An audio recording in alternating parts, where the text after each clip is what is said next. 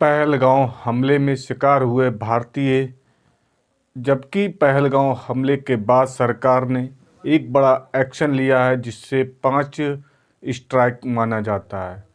भारत ने सिंधु जल समझौता समाप्त कर दिया है, जबकि उच्च आयोग यानी कि पाकिस्तान के दूतावास को भारत ने 48 घंटे के बाद वापस करने का आग्रह किया है। उसके बाद दूतावास को बंद कर दिया जाएगा और 48 घंटे के अंदर अंदर अटारी वाघा बॉर्डर बंद कर दिया जाएगा। जो भी पाकिस्तानी नागरिक भारत में रह रहे हैं वह 48 घंटे के अंदर पाकिस्तान चले जाएं, नहीं तो उन पर सख्त से सख्त कार्रवाई की जाएगी। भारत ने पाकिस्तान और भारत समझौते पर हुए सभी हस्ताक्षर को रद्द कर दिया है। उसके साथ साथ लोगों का कहना ये है कि काश अब क्या सीमा हैदर भी पाकिस्तान जाएंगी। सीमा हैदर गुप्त तरीके से पाकिस्तान से नेपाल के रास्ते होते हुए भारत आई थी और बहुत चर्चा में रही थी।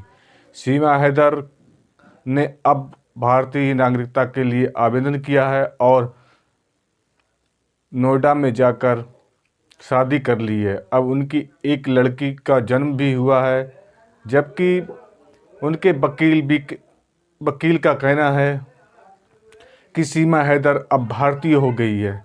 लेकिन ये विषय क्या सरकार मान पाएगी ये भारतीय हो गई है?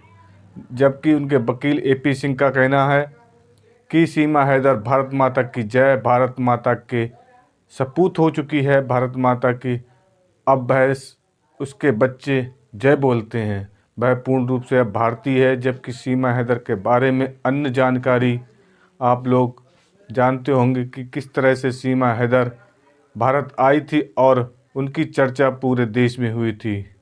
सीमा हैदर को लोग तरह तरह से सोच रहे हैं कि वास्तव में क्या अब सीमा हैदर पाकिस्तान जाएगी। लेकिन ये तो विषय कोर्ट का चल रहा है, क्योंकि अब कोर्ट में ये बात चल रही है। उसके बाद जो फैसला होगा वो तो होगा, लेकिन अभी तत्काल के लिए क्या निर्णय होता है कि वास्तव में क्या सीमा हैदर पाकिस्तान जाएगी। सीमा हैदर और उसके पति के लिए दुखद खबर तो है, क्योंकि हमारे पहलगांव में जो हमारे देशवासियों के लिए ऐसा कृत किया गया जिससे कि पूरा देश झकझोर देता है। क्योंकि पहलगांव और जम्मू कश्मीर भारत का स्वर्ग माना जाता है, जहां पर बहुत सारे पर्यटक आते हैं और अपना अपना भारत के लिए योगदान देते हैं। जम्मू कश्मीर का एक पैसा कमाने का तरीका है, क्योंकि वहाँ पर भारतीय सभी आते हैं और विदेशी आते हैं, मेहमान के रूप में रहते हैं, उसके बाद चले जाते हैं। अगर इस तरह की घटना होगी तो वहाँ कौन जाएगा, वहाँ किस प्रकार से आय अर्जित होगी। वहाँ के स्थानीय लोगों को भी सोचना चाहिए कि जम्मू कश्मीर में इस तरह की कोई वारदात ना हो और इस तरह की वारदात करने वाले के हम साथ ना दें।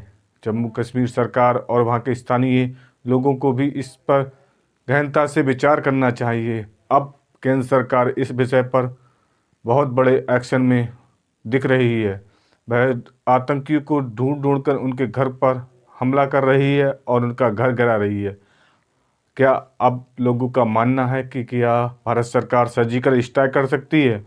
क्योंकि सर्जिकल स्ट्राइक करती है तो इससे देश का नाम रोशन होगा और देश ये मानेगा वास्तव में देश यहाँ बदला ले लिया गया है। जबकि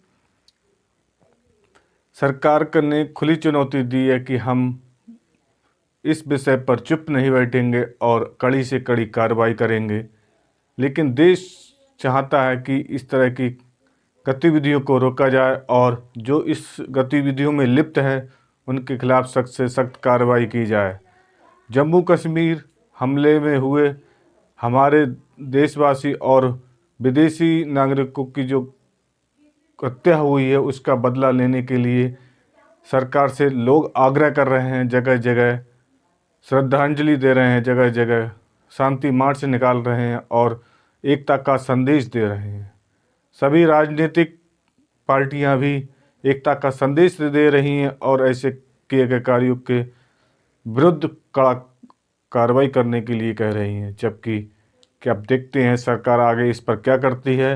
पाकिस्तान इस समय अपने किए हुए कृत्य पर नतमस्तक है और भारत को बार बार वार्निंग दे रहा है कि आप इस प्रकार से नहीं कर सकते, लेकिन भारत इस पे सुनने को तैयार नहीं है और आगे जो होगा वो आप लोगों के सामने ज़रूर दिखाया